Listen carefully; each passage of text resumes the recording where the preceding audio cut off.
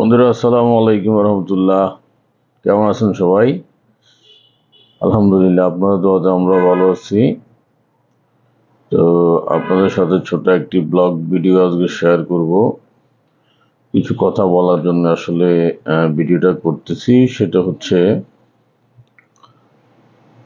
আমরা নোয়াখালী গিয়েছিলাম। তো আমাদের নোয়াখালী যাওয়ার জন্য অনেকগুলো এয়ার কন্ডিশন বাস আছে এখন বর্তমানে। আহ, আমরা গিয়েছিলাম লাল সবুজে। লাল সবুজ বাসটিতে আপনি ঘরে বসেই অনলাইনে টিকিট কাটতে পারবেন। তবে ওদের একটা ডিসঅ্যাডভান্টেজ হলো গিয়ে আপনাকে ঢাকা থেকে যারা নোয়াখালী যাবেন তারা গিয়ে আপনার আরামবাগ থেকে উঠতে হবে। আর নোয়াখালী থেকে যারা আসবেন তারা যে কোনো কাউন্টার থেকে, অর্থাৎ আপনি আপনার লোকেশন সিলেক্ট করে দিবেন, সেই কাউন্টার থেকে আপনি উঠতে পারবেন। তো আমার কাছে জার্নিটা খুবই কমফোর্টেবল মনে হয়েছে।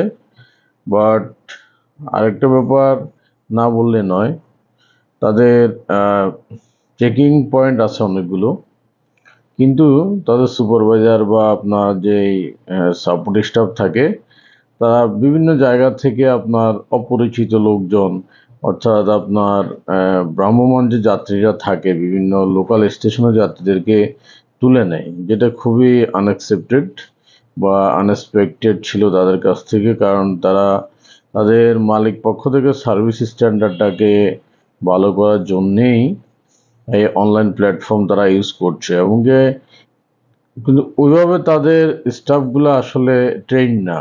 তাদের সেই মন মানসিকতা আগেরটাই রয়ে গেছে, যেটা লোকাল যাত্রী তোলে যেভাবে আর কি। অর্থাৎ আপনার দেখা যাচ্ছে অপরিচিত যাত্রী, সে টিকিট কাটে নাই বা তার কোনো আইডেন্টিটি আপনি কনফার্ম হতে পারবেন না। এই যাত্রী দ্বারা আপনার অনেক বড় ক্ষতি হতে পারে। বাস ডাকাতি হতে আরম্ভ করে, বাসে অনেক মূল্যবান জিনিসপাতি মানুষে রেখে যায়, সেগুলো নষ্ট হতে পারে। এদিকে দৃষ্টি আকর্ষণ করবে আমি আশা করছি। আর ওভারঅল জার্নিটা ভালোই ছিল আলহামদুলিল্লাহ, কিন্তু বেশ ভালো গরম পড়ছিল নোয়াখালীতে। নোয়াখালী বেশ ভালো গরম পড়ছে। এর মধ্যে আপনার কারেন্ট চলে যায়, 1 ঘন্টা যায়, 1 ঘন্টা পর পর লোডশেডিং দেয়। অর্থাৎ আপনার এয়ার কন্ডিশন থাকলেও যে আপনার শান্তি মতো চালিয়ে ঘুমাতে পারবেন বা স্টে করতে পারবেন ওই রকম না। মাঝে দিয়ে বৃষ্টি হয়েছিল, এই বৃষ্টিটাতে বেশ ভালো বৃষ্টি হয়েছে, খারাপ না। তো যাক, ওভারঅল জার্নিটা ভালো ছিল। তারপর হচ্ছে আমার বোনের বাড়িতে বেড়াতে গিয়েছিলাম, সেখানে একটু ওদের সাথে টাইম স্পেন্ড করেছি আমি আর ইশরাত। বেশ ভালো লেগেছে। ব্লগ করতেছি আমি, আসলে ব্লগটা হলো ডিজিটাল ডায়েরি। অ্যাকচুয়ালি ব্লগ অনেকে অনেকভাবে করে, কেউ করে কমার্শিয়ালি, কেউ করে সেলফ ডেভেলপমেন্টের জন্যে। আমরা যেভাবে যে ব্লগটা করছি সেটা হলো গিয়ে ডিজিটাল একটা ডায়েরি মেনটেন করার জন্য, আর কিছু না।